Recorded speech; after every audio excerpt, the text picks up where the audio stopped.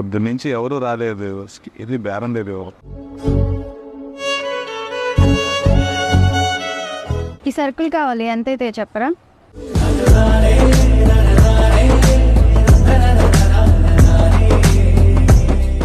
1100 అవుతాయండి.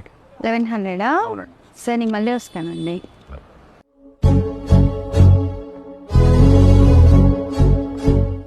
A few moments later.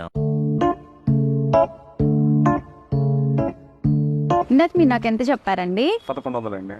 నేను మాటలో ఇవే 1050కి తీసుకొచ్చాను. అవునా, ఒకసారి ఆ బిల్ ఇవ్వండి మేడం. మీరు ఇలా ఎక్సెస్ చెప్తున్నారు కాబట్టి ఎవరు రావట్లేదు.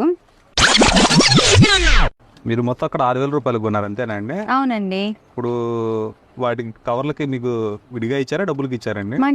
మనీకే ఇచ్చారు. ఎంత అయినండి ఆ కవర్లు రెండు మొత్తం? 50 రూపీస్. అంటే ఇప్పుడు మా దగ్గర 50 రూపాయలు మీరు అక్కడ ఖర్చు పెట్టారు, మీకు అదే మిగిలిందే లేదు. మిగలకపోగా ఇక్కడ మీరు నా దగ్గర అడిగిన 1100 రూపాయల వస్తువులకి అక్కడికి వెళ్ళి మీరు 6000 ఖర్చు పెట్టారు. అంటే మీరు 4900 రూపాయలు అదనంగా ఖర్చు పెట్టారు.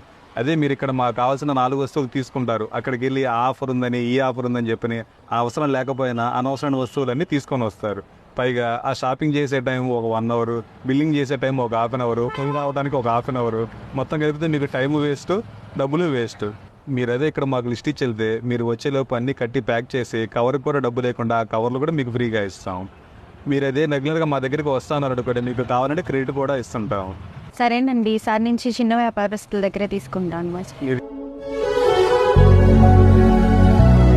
మీరు చేసే ఈ చిన్న ఆలోచన మాలాంటి చిరు వ్యాపారస్తులు బతికిస్తుందండి.